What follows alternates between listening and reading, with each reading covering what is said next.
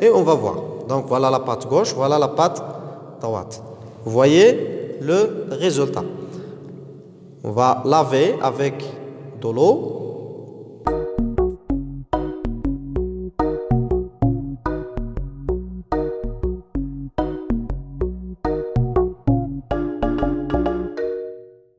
Alors, je me présente, je m'appelle Mourad Hatim, enseignant des SVT. Je vous présente aussi mon collègue Mohamed Jamaldin, c'est un professeur des SVT.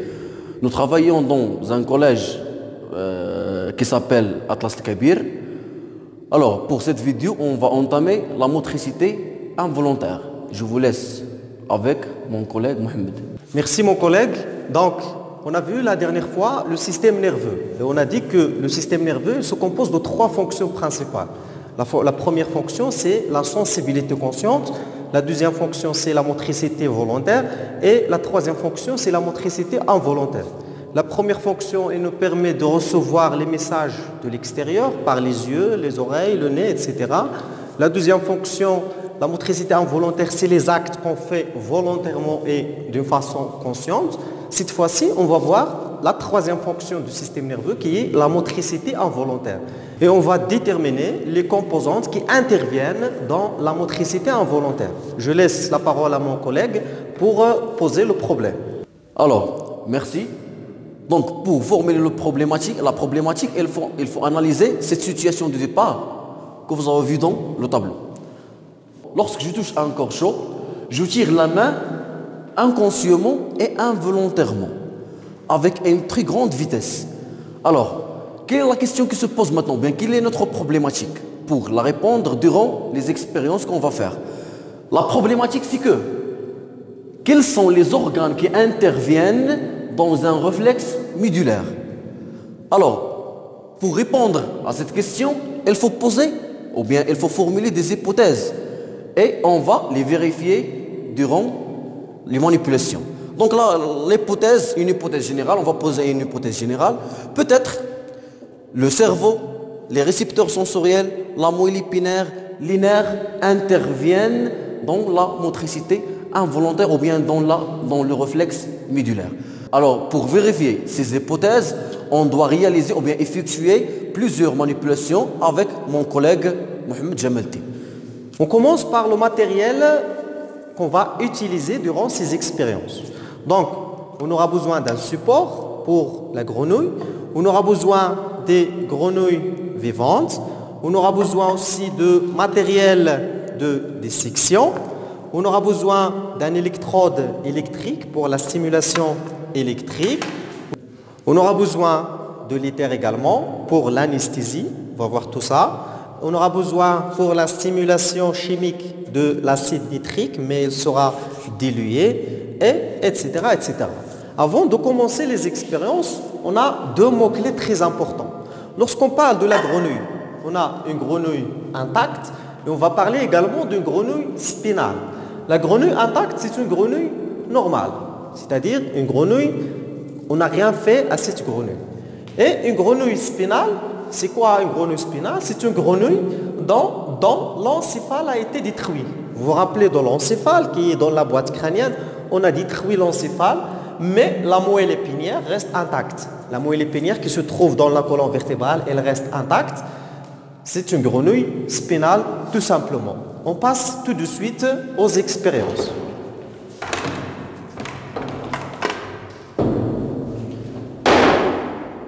Pardon? Donc on va travailler avec ce tableau. On a 4 colonnes, objet, expérience, résultat et conclusion. Dans la colonne objet, on va travailler sur une grenouille intacte, c'est-à-dire une grenouille normale. Ensuite, on va travailler sur une grenouille spinale, c'est-à-dire une grenouille dont l'encéphale a été détruit. Ensuite, on va travailler sur une grenouille spinale, mais on va sectionner le nerf sciatique de la patte gauche. On va voir ça tout à l'heure. Et vers la fin, on va travailler sur une grenouille dont la moelle épinière a été détruite, c'est-à-dire destruction de la moelle épinière de la grenouille, et on va effectuer des expériences. Voilà les expériences, résultats et conclusions. On va commencer par l'expérience numéro 1. L'expérience numéro 1, c'est stimulation de la patte gauche d'une grenouille intacte. Donc, voilà, c'est une grenouille normale. On va effectuer l'expérience numéro 1, c'est la stimulation de la patte gauche. Vous voyez, cette grenouille, elle a un mouvement volontaire, mais également des mouvements involontaires. Donc, cette expérience, on l'appelle une expérience témoin. On passe tout de suite à l'expérience numéro 2.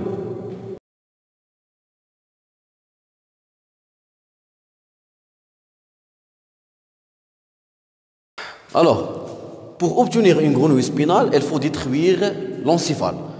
Je vais vous montrer la méthode pour détruire l'encéphale. Donc, pour obtenir une grenouille spinale, il faut détruire l'encéphale. Pour cela, on introduit une aiguille entre les yeux de la grenouille. Je bouge l'aiguille à l'intérieur un petit peu. Maintenant, la grenouille est privée de cerveau ou bien elle est privée d'encéphale.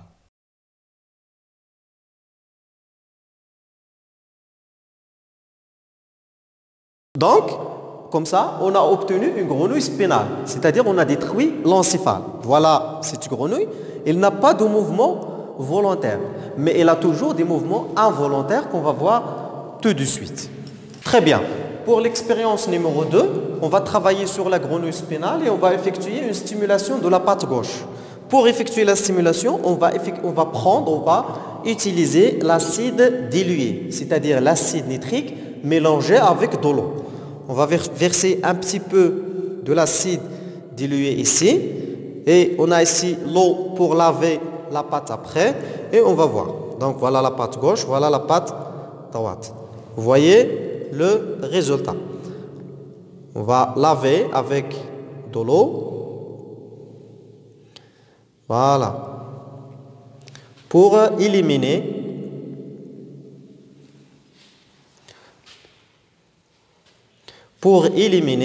l'acide. Donc, on va noter le résultat. Donc, stimulation de la patte gauche, on a flexion. C'est le résultat qu'on a observé.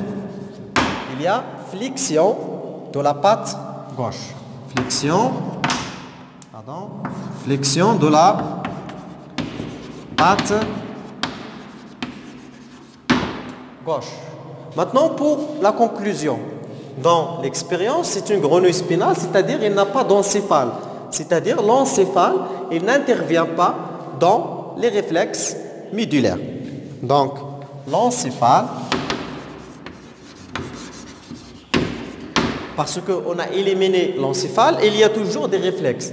Donc, l'encéphale n'intervient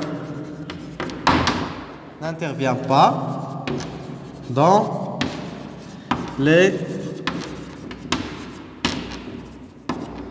réflexes médulaires.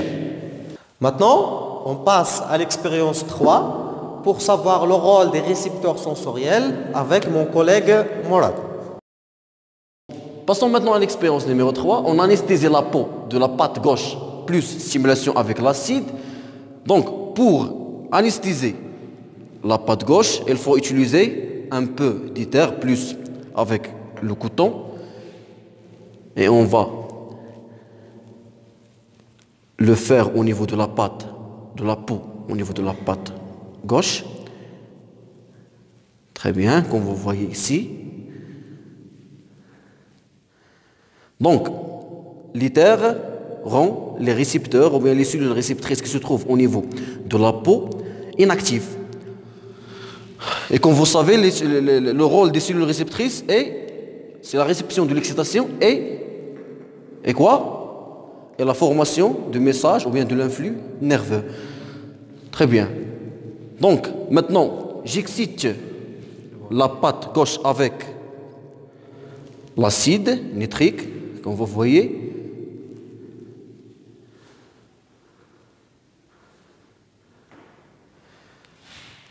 Très bien. Alors, comme vous voyez, aucune réponse. Il n'y a pas de flexion de la patte. Très bien. Alors maintenant, le résultat, Monsieur Jamal-Din. Donc on a anesthésié la peau de la patte gauche à l'aide de l'éther. On a utilisé la stimulation et le résultat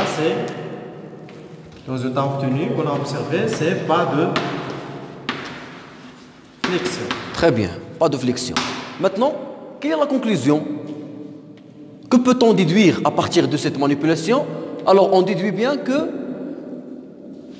la peau est indispensable à la motricité involontaire. Donc, la peau intervient dans la motricité volontaire. Et précisons, les récepteurs sensoriels interviennent dans... Très bien. Donc, la peau, comme vous avez dit, au niveau de la peau, c'est les récepteurs sensoriels. Oui, Intervient dans le réflexe médulaire. Intervient dans le réflexe. Le réflexe médulaire, très bien. Donc la peau, plus exactement les récepteurs sensoriels, intervient dans le réflexe médulaire. Très bien. Très bien. Alors, je laisse l'expérience 4 pour mon collègue Jamal Tin. Oui.